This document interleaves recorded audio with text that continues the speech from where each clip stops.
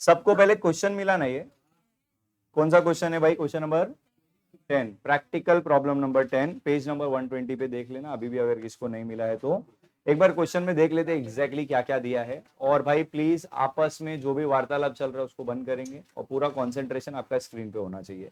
कोई छापेगा नहीं, कोई कुछ नहीं करेगा। इसमें मैं कुछ पैटर्न्स बताने वाला हूँ, वो पैटर्न हर टाइप के सम में तुम फॉलो कर सकते हो, ध्यान से सुनना। सबसे पहले क्या बोलते हैं? From the following receive payment account of KBP engineering college Nashik for the year ended 31 March 2019 and additional information prepare income and expenditure for the year ended 31 March 2019 and the balance sheet as on that date. Basically आपको income and expenditure balance sheet बनानी, जो हम already इससे पहले 3-4 सम जो भी किए हैं उसमें हमने यही चीज बनाया था। अब पहला हमारा काम क्या है कि रिसीव पेमेंट में जो भी आइटम्स दिए हैं उनकी पोस्टिंग डिस्कस करना, ठीक है। तो यहां पे आप देखोगे तो सबसे पहले आपको दिया है बैलेंस ब्रॉट डाउन, और ये balance brought down basically heading है। और ये किस चीज का बैलेंस ब्रॉट डाउन है वो नीचे दिया है, कैश इन हैंड और कैश एट। मुझे सिर्फ इतना बताओ, ये जो cash in hand cash at bank है, ये क्लोजिंग बैलेंस है कि ओपनिंग बैलेंस है? ये कैश और बैंक का ओपनिंग बैलेंस है। क्या ये कैश और बैंक का ओपनिंग बैलेंस? और तुम अगर यहां पे जाओगे तो तुमको बैलेंस कैरी डाउन भी मिलेगा। तो ये जो तुमको बैलेंस कैरी डाउन दिख रहा है कैश और बैंक का, ये कौन सा बैलेंस है? तो अब मेरा सवाल सुनना ध्यान से, आप लोग जो बैलेंस शीट बनाने वाले हो वो कौन सी डेट का है? भाई आपने को तो बोला है 31 मार्च 2019, यानी कि ईयर के एंड का बैलेंस शीट प्रिपेयर करना है। तो मुझे बताओ, अगर मुझे ईयर के एंड का बैलेंस शीट प्रिपेयर करना है तो मेरे लिए ओपनिंग कैश बैंक इंपॉर्टेंट है या क्लोजिंग कैश बैंक? पहले ये पॉइंट समझाना। तो बाल बीडी को इज्जत देने का नहीं, बिकॉज हम ईयर के स्टार्ट का बैलेंस शीट फिलहाल प्रिपेयर नहीं कर रहे, हम ईयर के एंड का बैलेंस शीट प्रिपेयर कर रहे। तो तुम शॉर्ट में क्या याद रखो कि बाल बीडी को इज्जत देने का नहीं। कब इज्जत देने का ये मैं तुमको बताऊंगा, तब से तुमको उसको इज्जत देनी पड़ेगी, बट फिलहाल के लिए जब तक नहीं बोलता बाल बीडी को इग्नोर करने का, ठीक है। चलो नेक्स्ट वन। उसके बाद इंटरेस्ट, अच्छा ये रिसिप्ट साइड पे दिया है, मतलब ये इंटरेस्ट पेड है कि रिसीव्ड है? तो ये किधर जाएगा बेटा? इनकम। सब्सक्रिप्शन, भाई इनकम सब्सक्रिप्शन तो बिंदास इनकम में डाल देना। लाइफ मेंबरशिप फीस के बारे में नीचे देखो कुछ तो इंफॉर्मेशन दिया हुआ है, क्या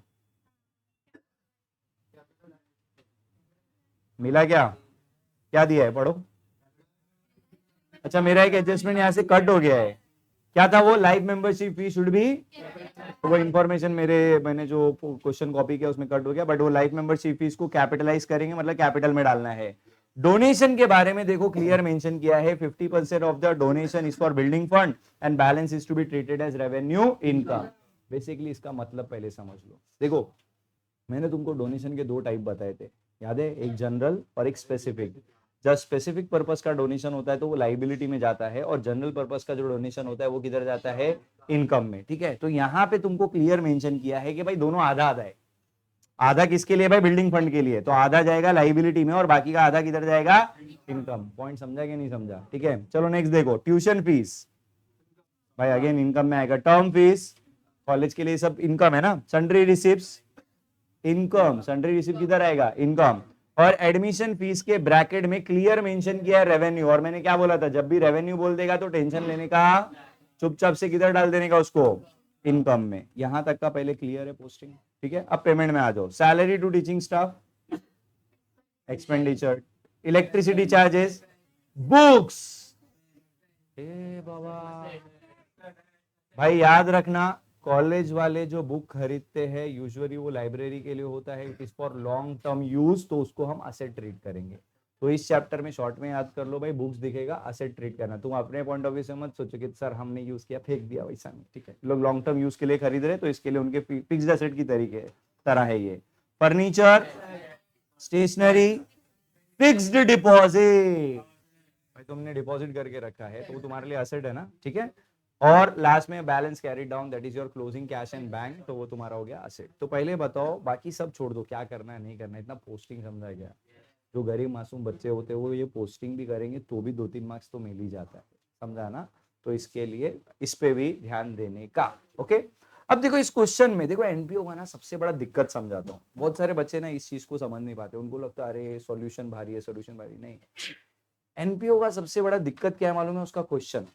अब उसमें दिक्कत क्या वो भी समझाता हूं। इसमें ना क्वेश्चन अलग अलग तरीके से पूछता है, मतलब जो इन्फॉर्मेशन का प्लेस चेंज कर देता है। अब इससे पहले जो तुम सम्स कर रहे थे ना, वहां पे तुमको एडजस्टमेंट है ना स्टेटमेंट के फॉर्म में दिया था कि पिछले साल का आउटस्टैंडिंग इतना है, करंट ईयर का आउटस्टैंडिंग इतना है, अगले साल का ये हो गया, फिर डेप्री चार्ज करो, ये फलाना ढिमकाना ऐसा। यहाँ पे तुम एडजस्टमेंट देखोगे ना, तुमको स्टेटमेंट से पहले तो टेबल बना के दे दिए, बराबर ना। और उस टेबल को भी अगर तुम ध्यान से ऑब्जर्व करोगे तो उसमें कुछ नहीं है, असेट्स लायबिलिटी का डिटेल है। क्या है? असेट्स लायबिलिटी का डिटेल है।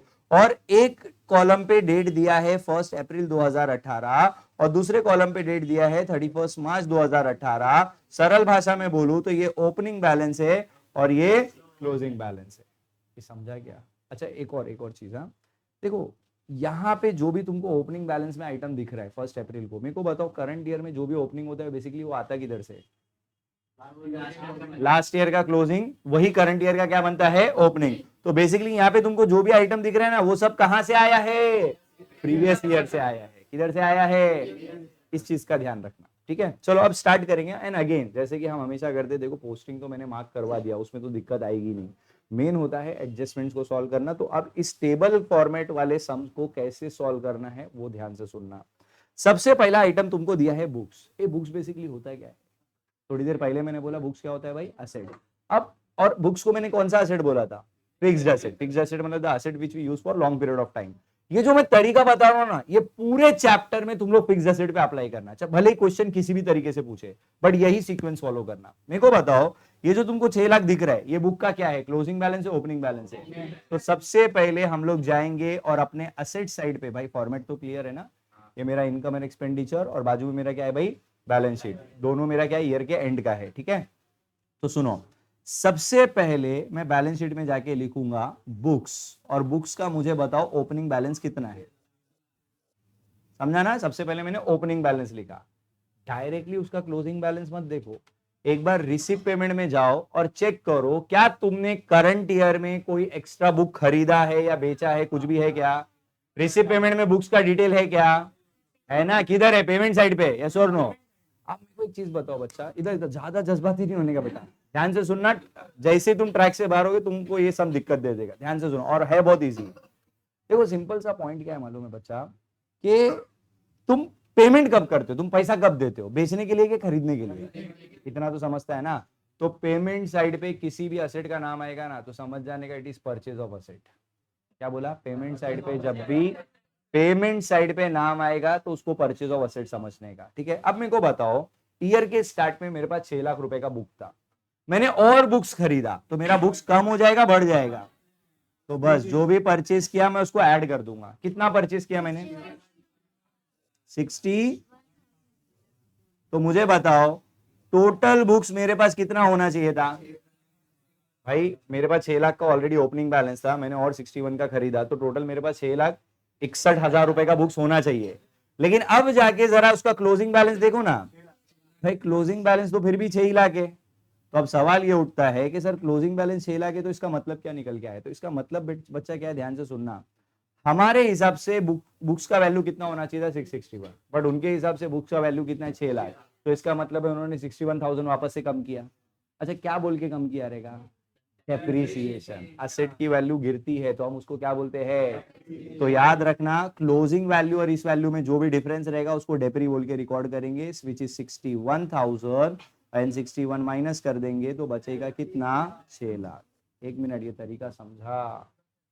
क्लियर है? एक और बताता हूं वापस से, तो और बेटर अंडरस्टैंडिंग आएगा। देखो नेक्स्ट आइटम क्या है। अगेन बच्चा, फर्नीचर का पहले तो ओपनिंग बैलेंस लिखेंगे। वापस से सीक्वेंस सुनो ध्यान से, पहले क्या लिखेंगे? तो ओपनिंग बैलेंस जाके मैं असेट साइड पे दिखाऊंगा। फर्नीचर का कितना था भाई? 3 लाख। अब पेमेंट साइड पे चेक करो, देखो फर्नीचर का भी परचेस किया है, तो हम लोग लेस करेंगे ऐड करेंगे? 51,000। तो टेल मी टोटल फर्नीचर कितना होना चाहिए? भाई 370 होना चाहिए था। अब जरा क्लोजिंग बैलेंस में जाके देखो कितना है।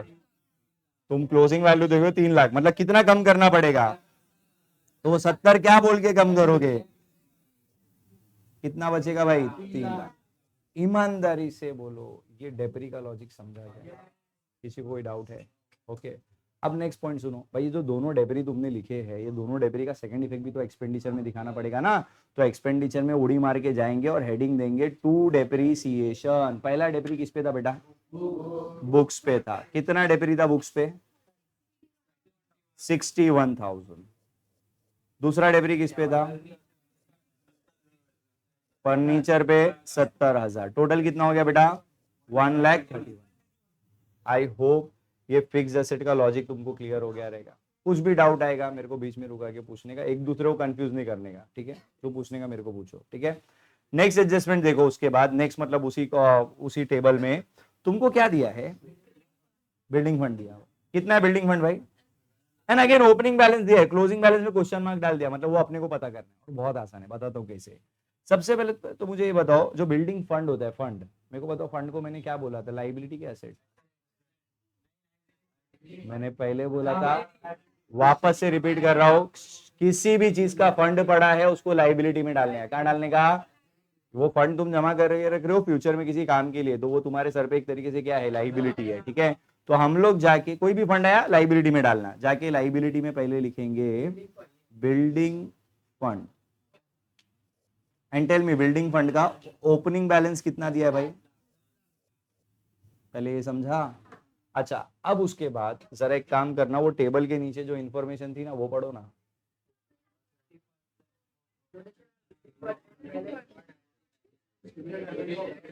इसका मतलब क्या हुआ? जरा उधर ऊपर जाओ, ऊपर जाओ, तुमको डोनेशन मिलेगा। कितना था डोनेशन भाई? 7 लाख रुपए का डोनेशन था, याद है भाई? इसमें से आधा डोनेशन बिल्डिंग फंड के लिए है। तो मुझे एक सवाल का जवाब दो, रुको रुको रुको, मेरे एक सवाल का जवाब दो बच्चा। ऑलरेडी मेरे पास 10 लाख का बिल्डिंग फंड है ईयर के स्टार्ट में, मेरे को और 3.5 लाख रुपए, 3.5 कैसे बोल रहा हूँ ये समझाना, 7 का आधा, तो भाई 3.5 लाख रुपए का डोनेशन मेरे को बिल्डिंग फंड के लिए मिल रहा है। तो मेरे को बताओ मेरा फंड कम हो जाएगा कि बढ़ जाएगा? तो हम इसमें ऐड करेंगे डोनेशन, पूरा ऐड करेंगे या 3,50,000? सो टोटल मेरा फंड कितना हो गया भाई? 13,50,000। ये समझाना सबको। तो वो क्लोजिंग वैल्यू अपने को मिल गया। Is it clear? तो उसका टेंशन लेने का जरूरत नहीं है। पहले बताओ ये बिल्डिंग फंड का लॉजिक क्लियर है? अच्छा, जो बाकी का बचा हुआ डोनेशन है उसको क्या ट्रीट करने को बोला था? तो उसको चुपचाप से इनकम में दिखा देना, 3.5 लाख। बोलो, कोई दिक्कत, कोई डाउट, शंका फंका है तो बोलो। क्लियर है? डन। चलो नेक्स्ट।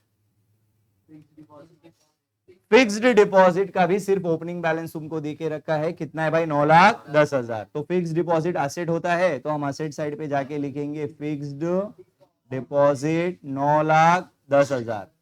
पेमेंट साइड पे जाके चेक करो, तुमको और एक फिक्स्ड डिपॉजिट मिलेगा।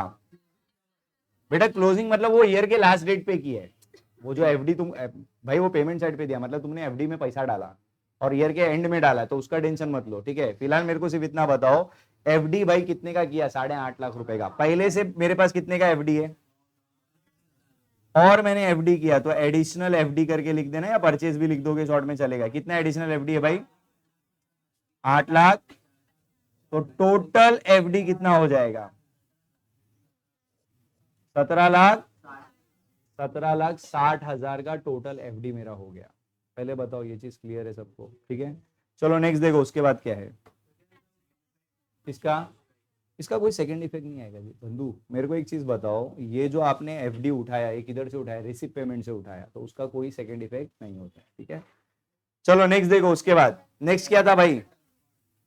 Capital fund. कैपिटल फंड का सिर्फ ओपनिंग बैलेंस दिया है, उसको लाइबिलिटी में खाली कॉपी पेस्ट करके रख लो। कितना है कैपिटल फंड?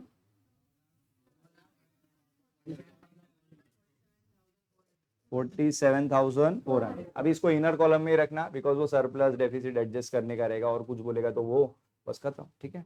चलो आगे बढ़ते हैं। विद दिस कहना ही से ये सारा टेबल का इंफॉर्मेशन यूज हो गया भाई। टेबल का पूरा इंफॉर्मेशन कैसे यूज करना है समझ में आया।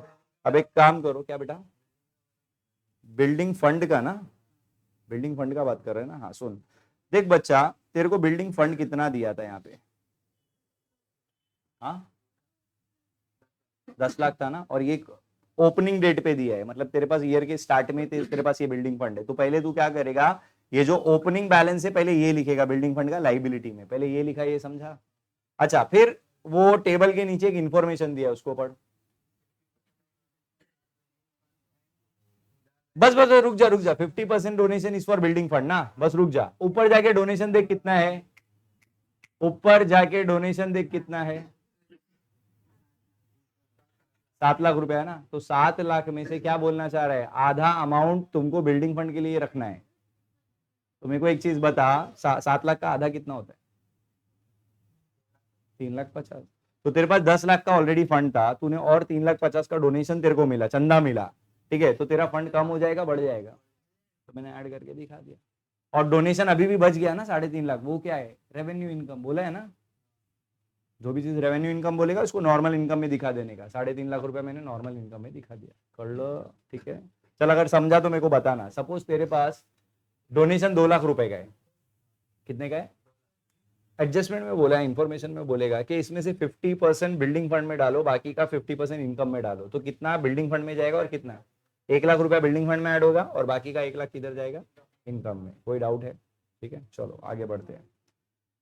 नेक्स्ट एडजस्टमेंट पढ़ो, बहुत इजी। ए भाई एक मिनट, वो टेबल के नीचे पहला स्टेटमेंट तो अपना यूज हो गया, दूसरा स्टेटमेंट क्या है, आउटस्टैंडिंग सब्सक्रिप्शन, पपलू रे बाबा, ठीक है। और कभी भी याद रखना, सुनो सुनो सुनो सुनो, आउटस्टैंडिंग में ईयर वगैरह नहीं बोलेगा, मतलब ये करंट ईयर का आउटस्टैंडिंग है, ये हमेशा याद रखना। तो जरा ऊपर जाके पहले सब्सक्रिप्शन ढूंढो ना कितना है, और सब्सक्रिप्शन हम लिखते किधर पे, तो इनकम में जाके पहले हम लोग सब्सक्रिप्शन लिखेंगे 28,300 इनर कॉलम में। आप लोग इनर कॉलम भी बनाना, और जो भी तुम्हारा करंट ईयर का आउटस्टैंडिंग है उसको प्लस कर देना। पता है ना, जो भी आउटस्टैंडिंग अमाउंट होता है वो हम क्या करते हैं, प्लस।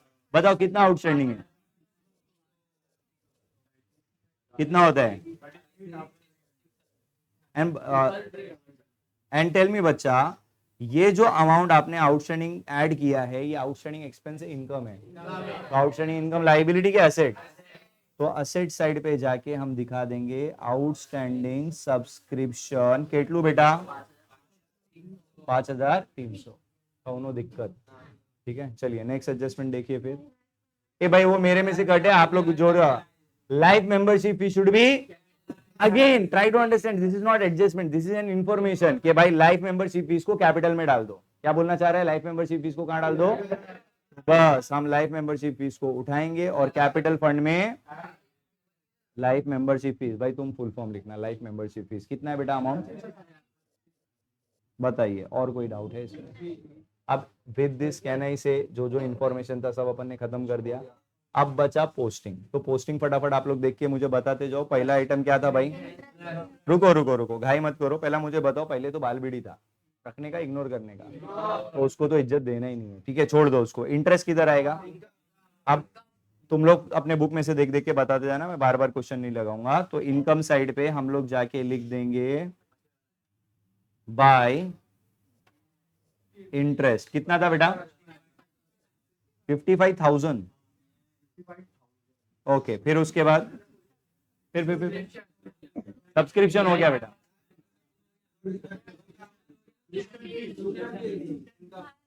बाय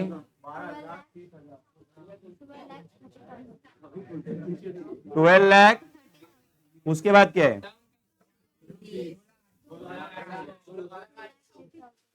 2 लाख,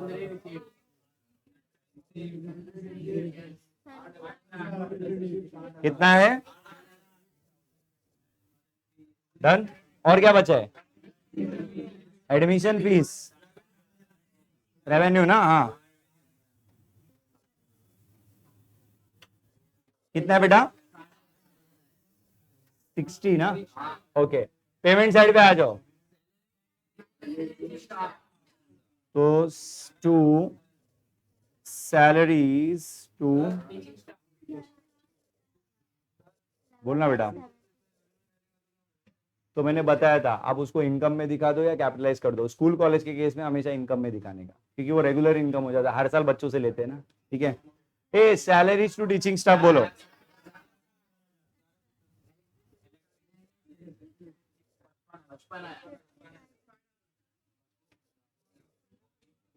$55,000। फिर क्या है,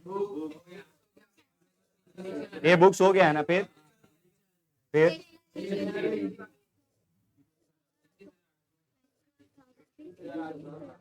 21,000, फिर हो गया, फिर बाल सीढ़ी में बच्चा 2 है ना, कैश इन हैंड कितना कितना, 2 लाख, बराबर। ये भाई अब सुनो ना, बैलेंस बैलेंस मैं नहीं खेल रहा, बैलेंस बैलेंस अभी आपको सबको आना चाहिए। तो सिर्फ मुझे ओरली इतना बताओ आप लोग, भाई डिफरेंस अगर इस साइड बचा तो तुम उसको क्या बोलोगे, और इस साइड बचा तो सरप्लस आया तो कैपिटल में, डेफिसिट आया तो, और बैलेंस शीट को टैली कर देने का। ठीक है, चलो फटाफट कॉपी कर लो, खत्म करो।